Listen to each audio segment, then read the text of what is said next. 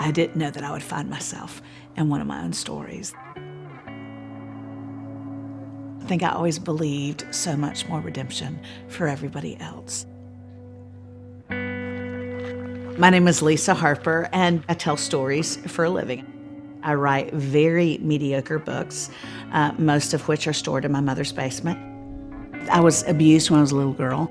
My dad left us when I was 5, and then some men came and went from our family over the next 2 years who sexually molested my sister and I.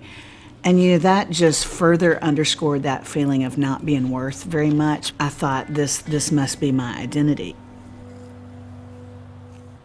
I don't remember a time when I didn't think about being a mom, but about probably 30s, 40s, I thought I have so sabotaged the shot at being a mom because I was just really, really attracted to abusive men. By the time I got relatively healthy, I thought, well, my ovaries are raisins now.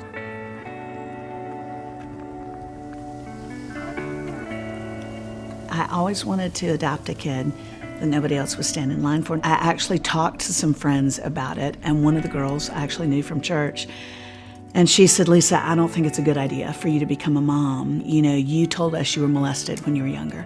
I know you've been to counseling and stuff, but just in case you weren't fixed, you might unwittingly transfer the trauma you experienced as a kid onto a child.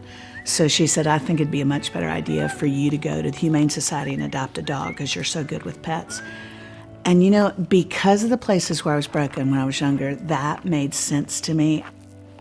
But it was 7 more years after that I was brave enough to stick my toe back in the adoption pond.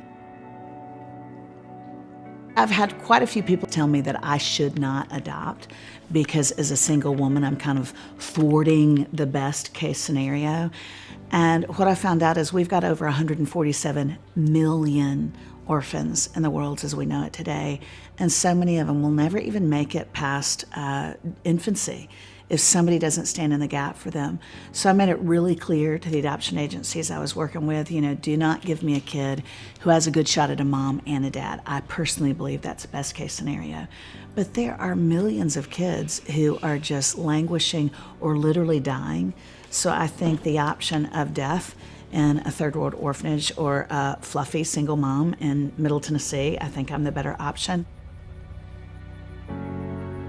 My first adoption process, 5 days before I was supposed to bring the baby home, it fell through. I just thought, I don't know if I can peel myself up off the pavement after this. And it was only 2 weeks after that, I got a phone call from a friend who said, Lisa, I just came back from Haiti last night. While I was in Haiti, one of the moms in the village I was visiting died of AIDS, left behind a 2.5-year-old little girl who, her name is Missy. She has HIV, she has cholera, she has tuberculosis.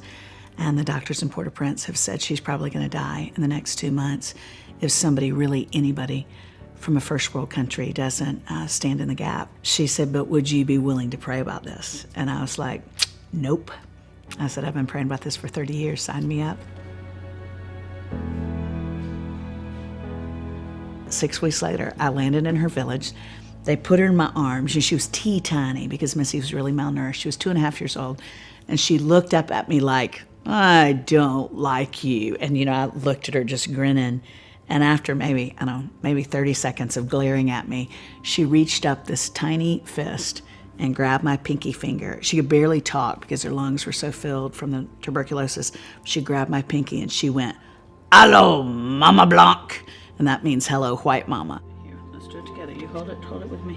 Ready? From the very beginning, it was just some crazy supernatural thing where literally the topography of my heart changed.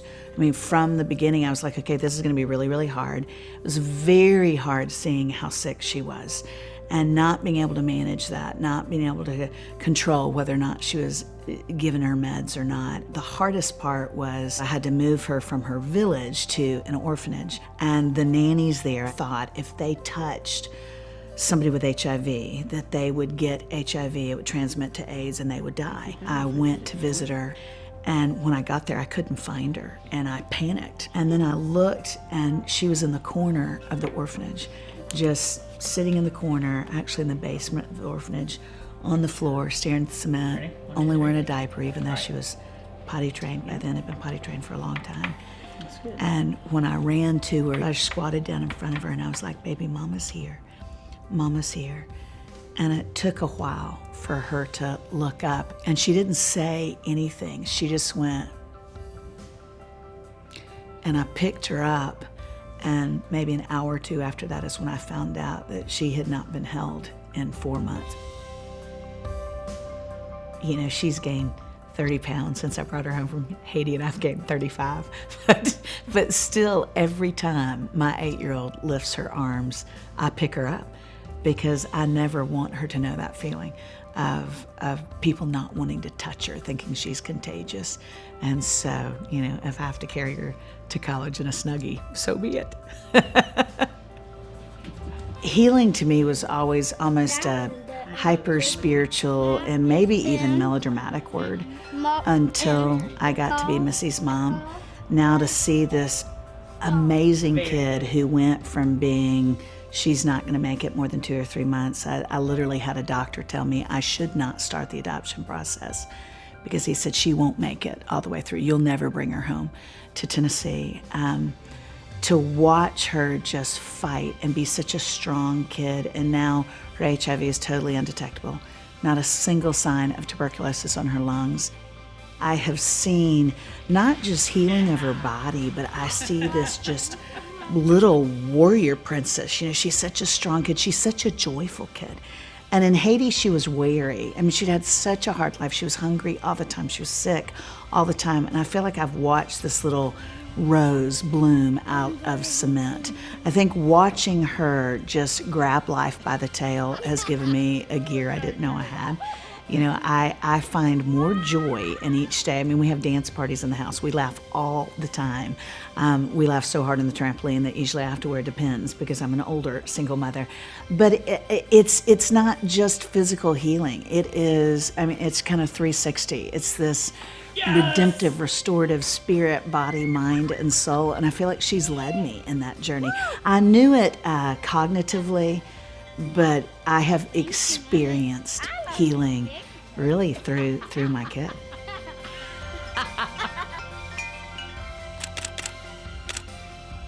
I still can't believe it. You know, I've been her mom for 3.5 years, and I still can hardly believe I get to be her mom.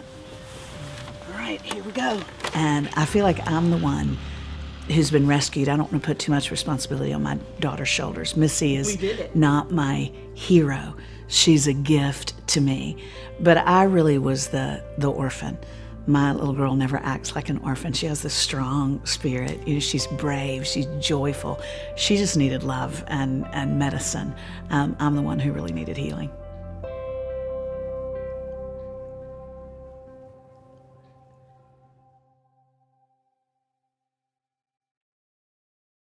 Hello Today fans, thanks for checking out our YouTube channel. Subscribe by clicking that button down there and click on any of the videos over here to watch the latest interviews, show highlights, and digital exclusives.